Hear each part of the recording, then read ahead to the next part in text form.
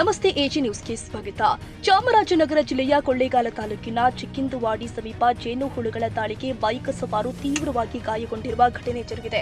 ಚಾಮರಾಜನಗರ ಜಿಲ್ಲೆಯ ಕೊಳ್ಳೇಗಾಲ ತಾಲೂಕಿನ ದೊಂಡಿಂದುವಾಡಿ ಸಿದ್ದಪ್ಪಸ್ವಾಮಿ ಕೆಸ್ತೂರು ಗ್ರಾಮದ ಗಿರೀಶ್ ಅವರು ಬೈಕ್ನಲ್ಲಿ ತೆರಳುತ್ತಾ ಇದ್ದ ವೇಳೆ ಆಕಸ್ಮಿಕವಾಗಿ ಜೇನುಹುಳುಗಳ ಗುಂಪು ದಾಳಿ ಮಾಡಿದೆ. ಸುಮಾರು 60ರಿಂದ 70ರಷ್ಟು ಜೇನುಹುಳುಗಳು ಅವರ ಮೇಲೆ ಎಗರಾಡಿದ ಪರಿಣಾಮವಾಗಿ ಬೈಕ್ ಸವಾರಿಗೆ ಗಂಭೀರವಾಗಿ ಗಾಯಗೊಂಡಿದ್ದಾರೆ. ಕ್ಷಣಾರ್ಧದಲ್ಲಿ ಪರಿಸ್ಥಿತಿ ಹದಗೆಟ್ಟಿದ್ದು ಗಿರೀಶ್ ಅವರು ಪಾರಾಗಲು ಪ್ರಯತ್ನಿಸಿದರೂ ಕೂಡ ದಾಳಿಯಿಂದ ತಪ್ಪಿಸಿಕೊಳ್ಳಲು ಸಾಧ್ಯವಾಗಲಿಲ್ಲ.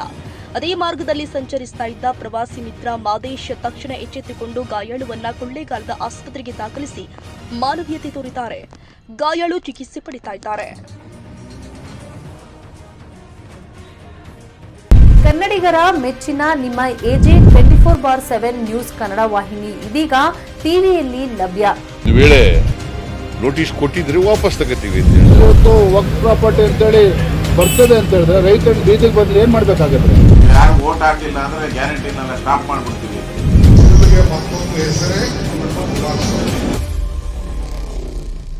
ಕರ್ನಾಟಕ ಮತ್ತು ದೇಶ ವಿದೇಶ 360 ಡಿಗ್ರಿ ಸುದ್ದಿ ಹಾಗೂ ಉತ್ತರ ಕರ್ನಾಟಕ ಬೆಳಗಾವಿ, ಬಾಗಲಕೋಟೆ, ಧಾರವಾಡ, ಹಾವೇರಿ, ಗದಗ, ಬಿಜಾಪುರ ಜಿಲ್ಲೆಯ ಕ್ಷಣ ಕ್ಷಣದ ವಿವರವನ್ನ ಪಡೆಯುವುದಕ್ಕೆ ಎಜೆ 24/7 ನ್ಯೂಸ್ ಕನ್ನಡ ವಾಹಿನಿಯನ್ನ ಲೈಕ್ ಮಾಡಿ, ವಿಡಿಯೋಗಳನ್ನ ಶೇರ್ ಮಾಡಿ, ಕಮೆಂಟ್ ಮಾಡುವ ಮೂಲಕ ನಮ್ಮ ವಾಹಿನಿಗೆ ಸಹಕಾರ ನೀಡಿ ಮತ್ತು ಚಾನೆಲ್ ಅನ್ನ ಸಬ್ಸ್ಕ್ರೈಬ್ ಮಾಡಿ. ಧನ್ಯವಾದಗಳು.